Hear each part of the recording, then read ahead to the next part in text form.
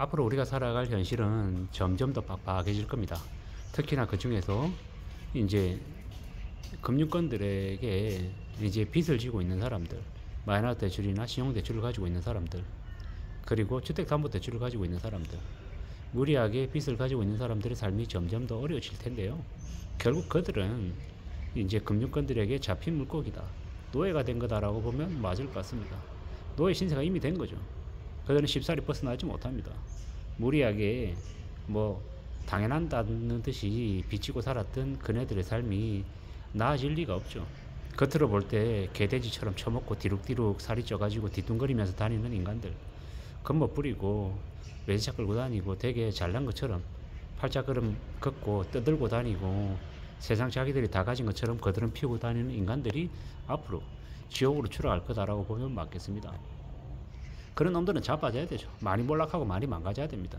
그들이 많이 망가져서 저 아래로 추락해서 하청민이 돼서 온갖 남들이 하기 싫어하는 허드렛 일 다 하면서 살면, 그러면 이제 보통의 사람들이 그런 것들을 누리고 사는 거죠. 철저하게 불편한 얘기지만 격차 사회이고, 무리하게 빚을 지고 욕심을 부린 이들이 탐욕 때문에 망가지면, 나머지 사람들이 이제 그 욕심 부렸던 이들이 가지고 있는 자산을 또 저렴한 가격에 가져가는 거죠.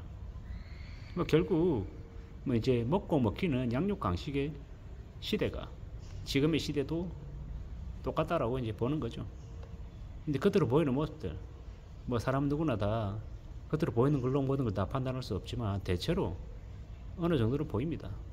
시끄럽게 하고 떠들고 다니고 까불고 다니고 겉멋 부리고 다니는 인간들 중에 제대로 된 인간 없습니다. 그런 사람들은 웬만하면 손절하고 멀리하는 게 좋죠.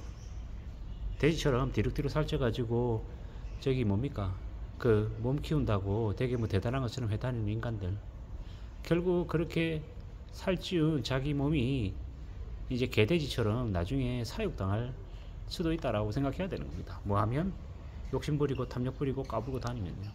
앞으로 우리가 살아가는 삶에서 그런 것들을 많이 목격하고 많이 겪게 될 것 같습니다.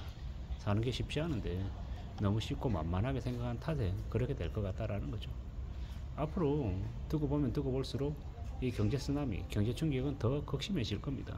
겉으로 볼 때는 티가 안 나죠. 다들 잘 사는 것처럼 보이고 다들 무난하게 지내는 것처럼 보이니까요. 근데 현실은, 진실은 매우 차갑고 참혹하죠. 아직도 철없이 멋모르고 까불고 다니는 이들이 되게 많아요. 그들은 여전히 자기가 잘 살고 있고 괜찮다라고 착각하면서 살죠. 두고 보면 압니다. 지나보면 안다라는 거죠. 뭐가 잘못했다라는 걸 당장은 몰라도 시간이 지나고 또 지나고 한참 지난 다음에 뒤늦게 알게 된다라는 겁니다. 세상에 만만한 게 없는데 만만하게 생각하고 기대하고 욕심부렸던 탓에 그렇게 되고 몰락하게 된다라고 보면 맞습니다. 세상이 얼마나 어려운데, 얼마나 힘든데 왜 그렇게 까불고 다니는지 이해를 못하겠습니다.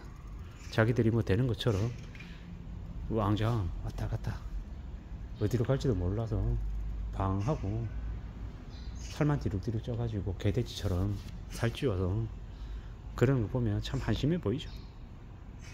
그렇지 않은 삶을 살기 위해서 좀 더 조심해야 되고 항상 조용조용 지내는 게 좋겠습니다. 떠들고 술 취해서 과시하고 시시낭닥거리고 이러면 그런 놈들이 나중에 결국은 다 먹잇감 신세가 되는 거고 잡힌 물고기 되는 것 같습니다. 노예로 이제 전락하는 거죠. 차라리 그런 것보다 성실하게 도서관 안에서 책 읽고 조용히 자기의 사색 즐기고 살아가는 사람이 훨씬 더 좋아 보이고 멋있어 보입니다. 그렇게 사는 게 차라리 낫겠다라는 겁니다. 앞으로 빚진 이들이 가상금리 때문에 많이 힘들어하는 일들을 우리는 목격하게 될 겁니다. 그렇게 되면 어떻게 되겠습니까? 빚진 사람들 이제 어쩔 수 없죠. 금융권들이 손해를 봐서 가상금리 먹인다라는데 누가 뭐라고 하겠습니까? 기업이 이윤 추구하는 게 당연한 건데, 특히나 금융권들, 은행들이 보통 사람들에게 도움을 주는 곳이 아니잖아요. 그네들도 철저하게 사람들에게 돈 빌려주고 더 높은 이자를 취하는 게 그네들의 업이잖아요.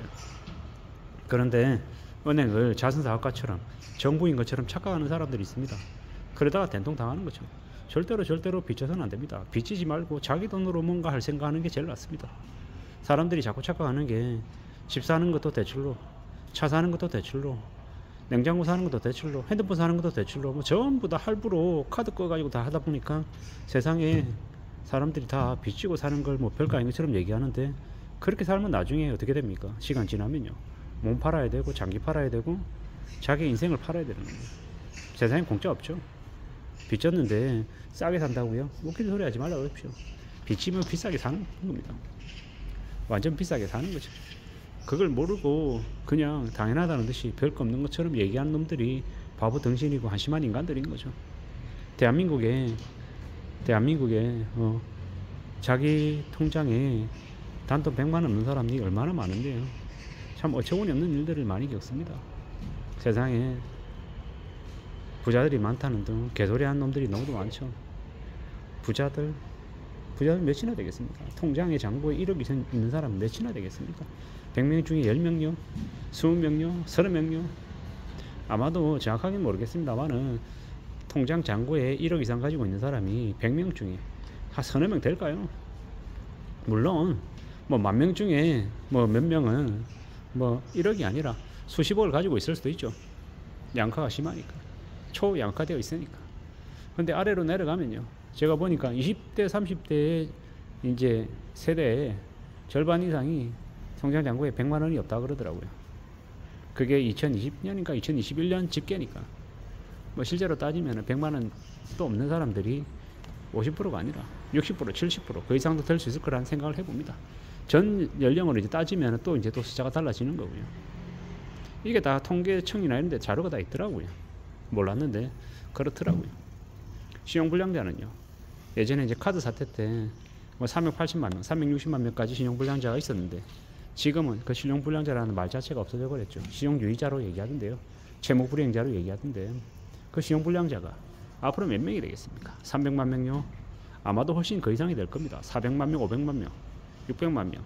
정확한 수치는 알 수 없지만 확실하게 말씀드릴 수 있는 건 많이 늘어날 거다라는 것. 그리고 이제 앞으로 두고 보고 시간을 따져보고 하면 점점 더 아마 더 극심해질 거다라는 겁니다. 그렇기 때문에 더 조심하고 더 신중하고 더 살피면서 살아가야 될 것 같습니다. 빚지지 않기 위해서 더 애써야 될 것 같다라는 겁니다. 빚지지 않고 산다라는 거 뭐 대단하죠. 근데 이제 10명 중에 6명이 빚이 없고 10명 중에 4명만 빚이 있다라고 하니 그 60% 안에 들어가서 사는 삶을 추구하는 게 현실적일 것 같습니다. 남들 다 빚지고 산다고 하지만 대한민국 전체에서 40% 정도만 빚이 있고 60%는 빚이 없다라는 게 현실입니다. 그렇게나 적다고 빚이 있는 사람이 40%밖에 안 된다고 뭐 안 믿으려고 하는 사람도 있을 겁니다. 근데 제가 말씀드리고 싶은 건 수치를 말씀드리려고 하는 게 아니라 빚지지 않는 삶을 사는 게 정상이다라는 말씀을 드리고 싶어서 이 수치를 말씀드린 거고요. 우리는 앞으로 빚지고 살면 더 힘들어지고 빚 없이 살면 기회를 맞이할 수 있는 시대가 열리고 있음을 우리는 알고 있습니다. 아무쪼록 빚지지 않고 저축하면서 사는 게 불황의 최고의 선택임을 다시 한 번 더 말씀드리며 마실까 합니다. 감사합니다.